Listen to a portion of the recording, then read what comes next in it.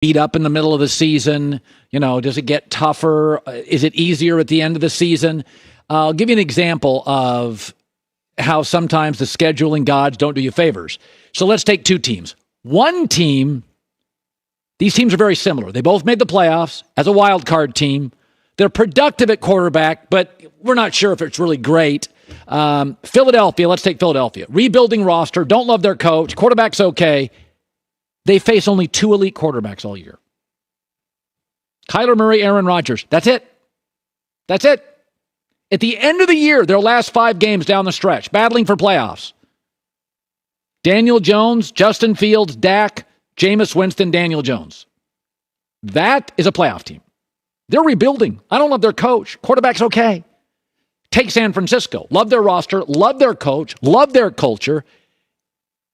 They face 9 elite quarterbacks. And just about the time you get beat up a little bit, week 7, week 8, week 9, in a row, they face Patrick Mahomes, Matt Stafford, Justin Herbert, Kyler Murray. Lights out, good night. That schedule, that's not a playoff team. Can't make the playoffs. And by the way, I like the culture better than San Francisco. I like the roster. I like the coach way more. I mean, there's almost nothing I don't like about the 49ers. That is not a playoff schedule. That is brutal schedule. So that's the first thing that jumped out to me is that, I can like a lot about you, but if you don't think schedule matters, that flip those schedules, and Philadelphia is winning 7 games, and San Francisco is winning 14.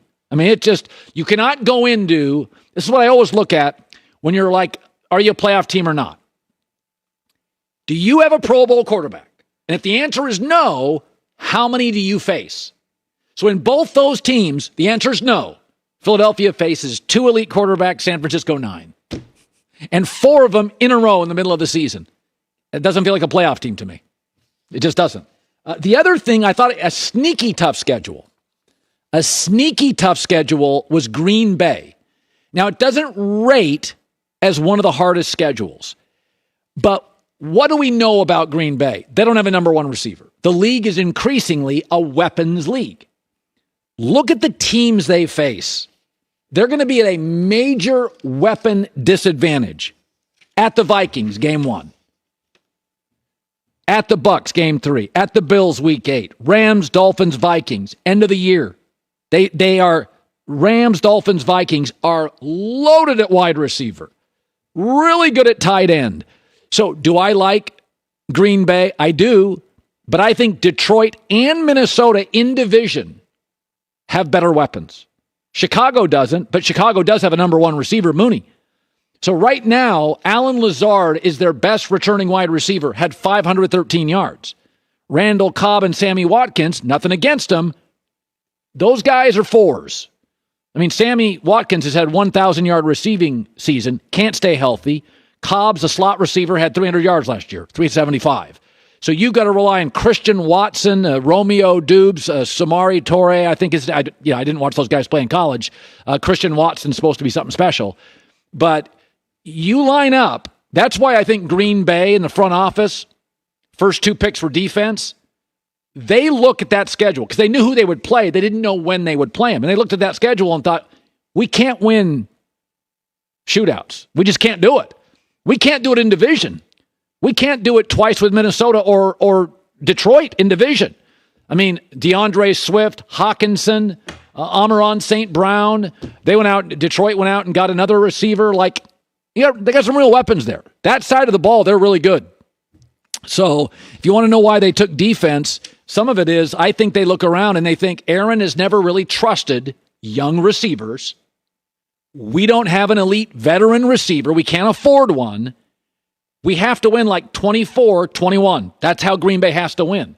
And they look around their own division. They don't match up skill-wise with Minnesota. They don't with Detroit.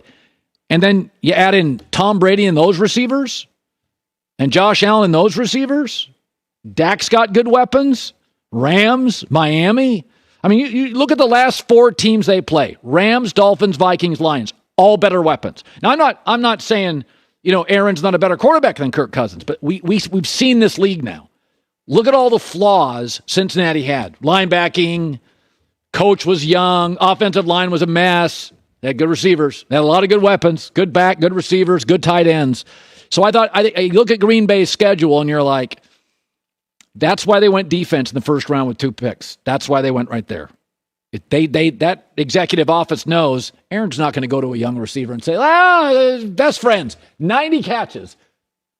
They don't have a number 1. I'd argue Green Bay didn't have a number 2. They don't have a number 2 receiver. I'm being nice. Amari Rodgers had what do you have, 13 catches? Is he your 3? It can't be Randall Cobb or Sammy Watkins at this point in their career. You don't have one. Alan Lazard feels like a 4. He could have thrown to Alan Lazard many times last season. He chose not to. All right. It's good to be back. You got to tolerate me again. Room. Oh, I thought this was a good pickup for them. This is a great pickup for them, and it's very interesting because we talked about last week a possibility to go to Green Bay, which I thought would have been a great option for Green Bay. He would be their number 1, right. Absolutely. Well, he signed a 1-year deal with the Saints. So he's going back to Louisiana. He will reportedly have a base salary of $3 million with the chance to earn up to $3 million more in incentives. So he's going back to Louisiana, and will have an opportunity to prove himself healthy again before he hits the market again next spring. Last year he had all career lows. He had a knee sprain in week 2 and said after the season that he tried to come back too soon. So he had 52 catches, 570 yards, and 2 receptions, 2 receiving touchdowns in 12 games. He was kind of Baker's guy. I mean, to me, that was the relationship. When that didn't work, Baker didn't work. Yes. Well, I mean, Jarvis Landry he's one of those guys that he's the soul of the team. We saw even watching Hard Knocks. He's a very vocal guy. He's a great teammate. He's somebody who's going to play, obviously, through injuries and give he's a heart and soul type of player. He's not somebody who's going to burn you over the top. He doesn't have that type of, flair that someone like an Odell or a Tyreek does, but he's just a very consistent player. I think that obviously that's why he's in the situation with the 1-year deal with the Saints, that Jarvis was playing through a bunch of injuries, as were a lot of players in the Browns last year, obviously. But he is a good teammate and a good in-the-room guy, which is why this is a good situation for him. And they're getting Michael Thomas back. He is expected to be back healthy again for next season. So Jameis will have some options there in New Orleans. So let's talk about parity in college football, shall we? Oh, boy. Alabama has dominated college football since Saban's arrival in 2007. They're only one of 8 teams to win a title since then, accounting for 6 total. So if you were paying attention to the numbers there, not a whole lot of love being spread around. But Saban recognizes the lack of parity, and that is an issue with the sport. One of the things that I'd like to see us be able to work back to is, everything in college football has always had parity.